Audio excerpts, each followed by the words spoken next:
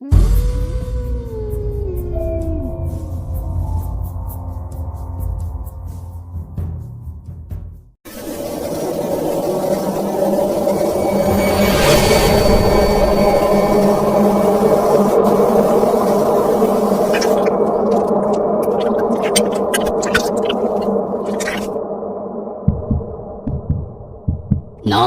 Sir दीपक। उम्र? 29 साल। पता? कोल्हापुर, महाराष्ट्र। अपने काम के बारे में बताओ। सरकारी अस्पताल के पोस्टमार्टम विभाग में काम करता हूँ। डॉक्टर सावंत मेरे सीनियर हैं। ठीक है। इस कहानी के लेखक है संजय कामले। पूरे कमरे में धुंधली हल्की रोशनी छाई हुई थी, पर कमरे के बीचों बीच उस पोस्टमार्टम टेबल के ऊपर जलती ट्यूब की तेज रोशनी टेबल के ऊपर रखी लाश पर पड़ रही थी। दीपक गुमसुम उदास चेहरे से टेबल की एक तरफ खड़ा था। चेहरे से ही लग रहा था कि उसके दिल में किसी अनजान चीज का अजीब सा डर, अजीब सा खौफ बसा हुआ है। पोस्टमार्टम टेबल की दूसरी ओर खड़े सावंत साहब टेबल पर रखी लाश का पोस्टमार्टम पूरा कर लाश को सफेद कपड़े से बांधने में लगे हुए थे। सफेद कपड़े में लिपटी हुई उस लाश के ऊपर अपनी डरी सहमी नजरें गड़ाए हुए दीपक ने सावंत साहब से कहा, सर पता नहीं, पर कुछ दिनों से अजीब सा महसूस हो रहा है। ऐसा लगता है जैसे कोई मुझ पर नजर गड़ाए हुए है और आसपास काले अंधेरे में कोई छुप कर बैठा है जो मुझे 24 घंटे घूरता रहता है। दीपक, तुम्हें किसी अच्छे डॉक्टर को दिखाना चाहिए। सावंत साहब की बात सुनकर दीपक ने उदासी भरी नजरों से उनकी तरफ देखते हुए कहा, सर मैंने डॉक्टर से बात की, पर वो कहते हैं कि मुझे हेलुसिनेशन हो रहा है। ये सब मेरा वहम है। सर ऐसा लगता है जैसे कोई मेरे शरीर के भीतर है जो धीरे धीरे मेरा शरीर अंदर से कुरेद रहा है। मतलब क्या कहना चाहते हो? सावंत साहब ने गंभीरता से पूछा। सावंत साहब की तरफ देखते हुए दीपक ने गंभीरता से कहा, सर आपने लीच देखी है जो आमतौर पर किसी बरसाती झरने के पास बहते पानी या कीचड़ में पाई जाती है? जब वो लीच हमारे शरीर पर चिपक जाती है तो हमें महसूस नहीं होता, पर वो हमारा खून लगातार पीती रहती है और हमें दर्द ना हो इसलिए वो हमारे शरीर के उस हिस्से को एक अजीब सा एनेस्थीसिया देती है। बिल्कुल वैसे ही कोई मेरा शरीर अंदर से कुरेद रहा है, पर मुझे दर्द नहीं हो रहा। दीपक की अजीब सी बातें सुनकर सावंत साहब ने कहा, दीपक मेरे ख्याल से तुम्हें आराम की सख्त जरूरत है। काम के बढ़ते बोझ के कारण तुम्हारा दिमाग काफी थक गया है। तुम ऐसा करो, कुछ दिन के लिए छुट्टी ले लो। दीपक ने दोबारा अपनी नजरें टेबल पर गड़ाते हुए अपनी सहमी आवाज में कहा, सर मुझे लगता है आपकी बेटी को मारने वाली वो शैतानी आत्मा अब मुझे भी खत्म कर देगी। कहते हुए दीपक ने सावंत साहब की तरफ देखा और पलक झपकते ही एक भयानक काली आकृति दीपक के ऊपर झपक पड़ी। दीपक ने सर्जिकल ब्लेड से उस डरावनी आकृति पर वार किया और अगले ही पल जोर से चिल्लाते हुए नींद से जाग गया। वो अपने कमरे के बेड पर था।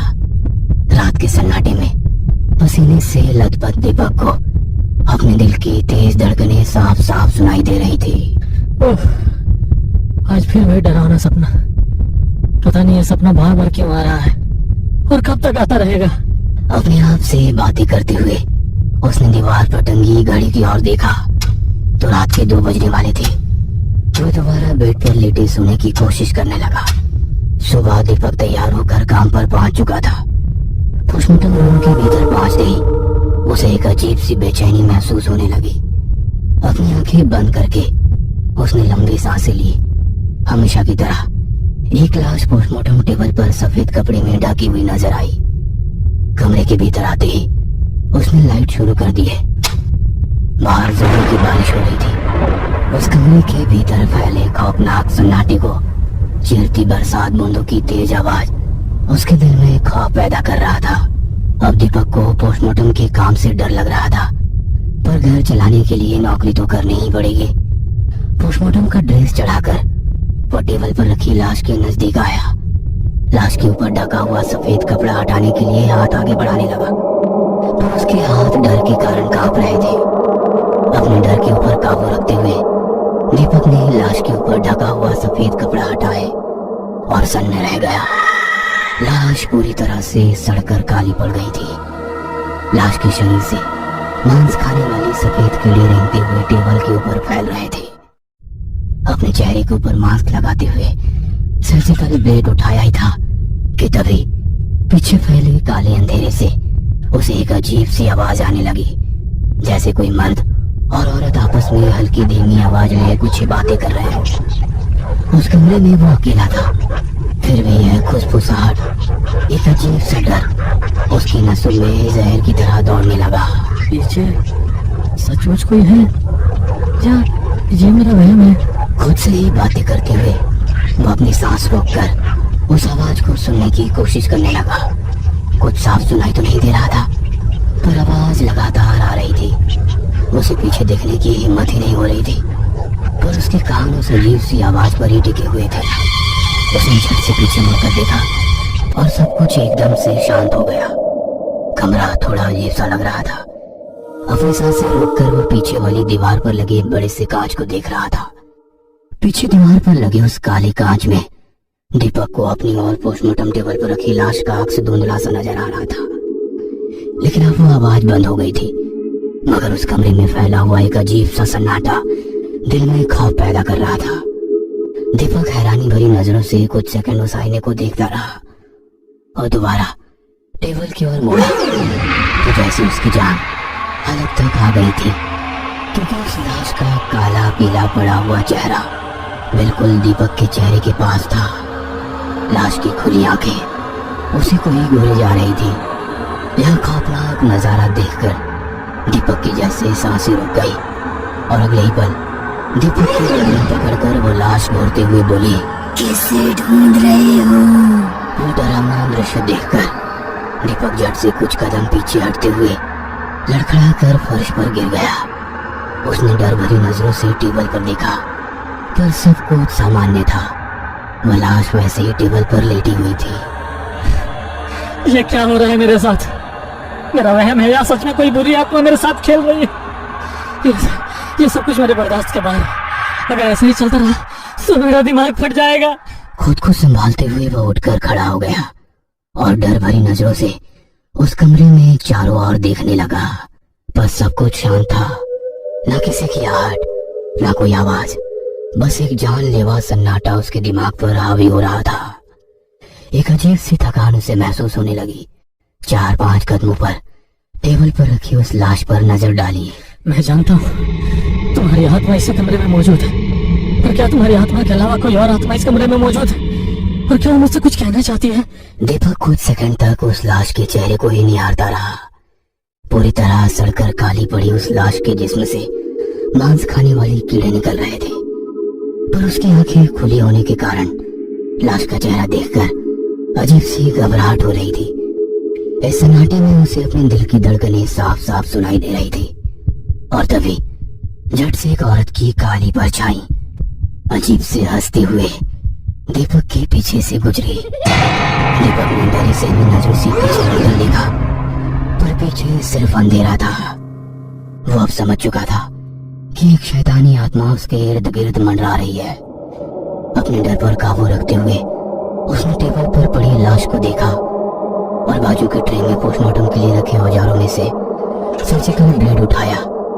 टेबल पर रखी लाश को देख अपनी दोनों आंखें बंद कर ली और एक लंबी सांस लेते हुए अपने डर को कम करने की कोशिश करने लगा। लेकिन फिर एक बार उसे वही हल्की और फुसफुसाहट सुनाई दी, पर उस आवाज को नजरअंदाज करते हुए उसने आंखें खोली और लाश को देखते हुए अपने हाथ में पकड़ा सर्जिकल ब्लेड धीरे से लाश की गर्दन में घुसाया। लाश के शरीर को चीरते हुए ब्लेड पेट तक ले गया।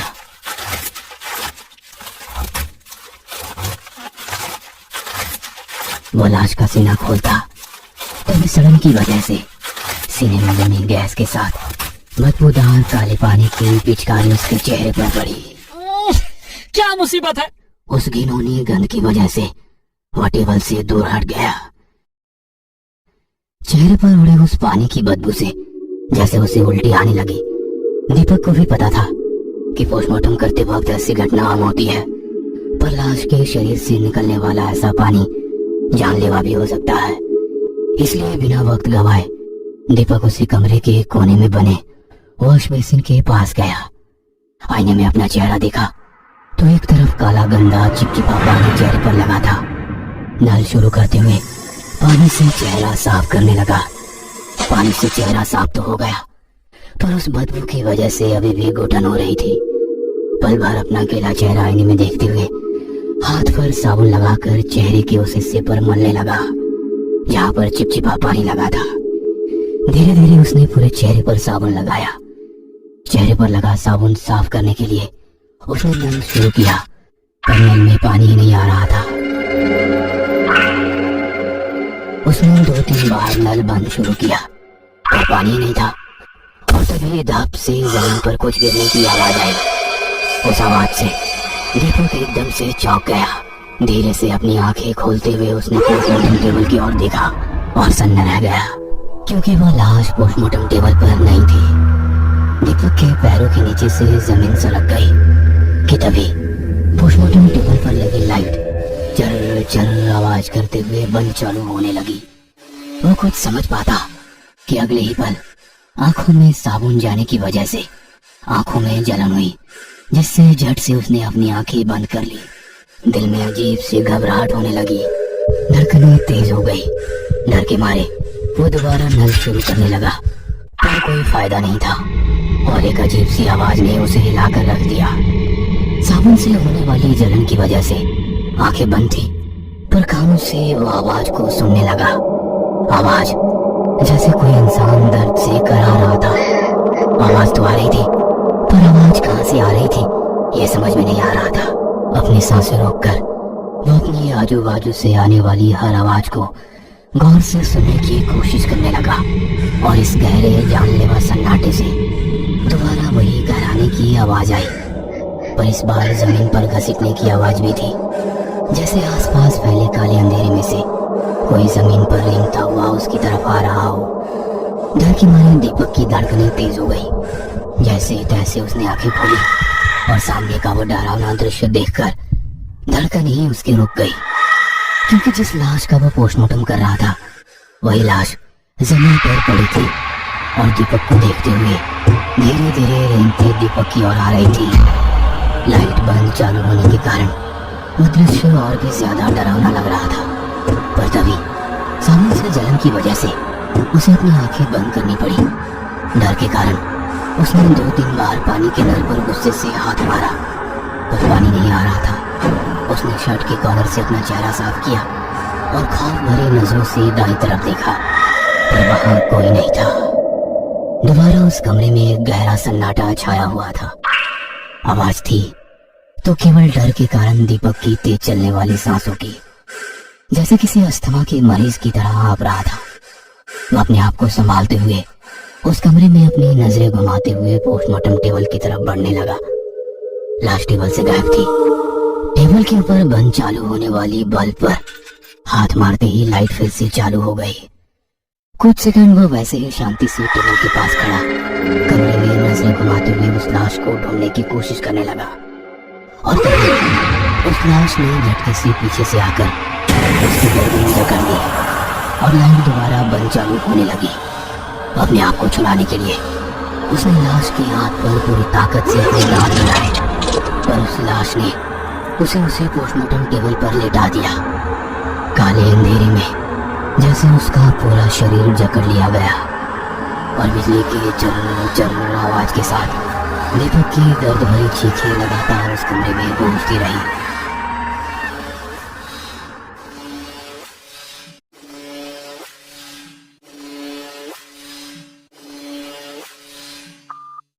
सर, पिछले 2 महीने से ये 10वीं बार हुआ है। आप मानो या ना मानो, पर उसके साथ कुछ तो अजीब हो रहा है। मतलब? दीपक को जिस कमरे में रखा गया है, क्या आप जानते हैं इससे पहले उस कमरे में कौन एडमिट था? मतलब? सिमरन नाम की लड़की, जो शहर के मशहूर सर्जन डॉक्टर सावंत की बेटी थी और जो आपके हिसाब से पागल हो गई थी। तो उस बात से इसका क्या कनेक्शन? सर, सिमरन ने भी इलाज के दौरान एक नर्स का हाथ काट लिया था। आज दीपक ने भी भूत समझकर हमारे कर्मचारी पर हमला किया और उसका हाथ काट लिया। मतलब 2 महीने पहले दीपक ने पोस्टमार्टम करते वक्त सावंत साहब पर सर्जिकल ब्लेड से हमला किया था, जिससे उनकी मौत हो गई थी। तुम कहना क्या चाहते हो? मैं यही कहना चाहता हूँ साहब, ये शरीर दीपक का है, पर इसमें दीपक की आत्मा नहीं बल्कि एक शैतानी आत्मा है। शायद तुम पागल हो गए हो। ये दीपक ही है जो हेल्यूसिनेशन से बीमार है। और बेड पर पड़ा दीपक होश में आने लगा। डॉक्टर ने उससे पूछा, तुम्हारा नाम? सर, दीपक। उम्र? 29 साल। काम क्या करते हो? सरकारी अस्पताल में पोस्टमार्टम का काम करता हूँ। डॉक्टर ने उस कर्मचारी की ओर देखते हुए कहा, दिखा, इसने सारी जानकारी सही बताई। कहकर डॉक्टर कमरे से बाहर जाने लगे।